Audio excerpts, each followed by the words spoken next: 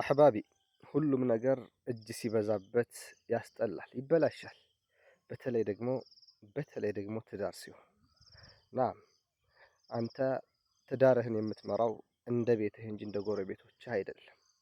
ትንሽ ነገር በተፈጠረ ቁጥር ሰዎች እንዲሰሙልህ፣ ሰዎች እንዲያውቁልህ፣ ሰዎች በአንተ ጉዳይ ላይ ገብተው እንዲፈተፍቱልህ የምትፈልግ ከሆነ ትዳሩን አንተ እንጂ እነሱ አላበላሹብህም።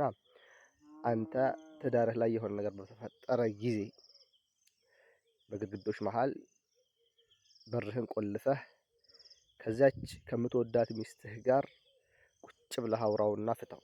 ካንተ በላይ ስላንተ ትዳር የሚያውቅም ሆነ የሚያዝን የሚራራ የለም። ስለ ትዳርህ የምትጨነቀው ከማንም በላይ አንተ ነህ። ትዳርህን የምትወደው ከማንም በላይ አንተ ነህ ለትዳርህ የምትኖረው፣ ሌሎች አይደሉም ስላንተ ትዳር የሚኖሩት። ስለዚህ ራስህ አክመው። ባረከላሁ ፊክ።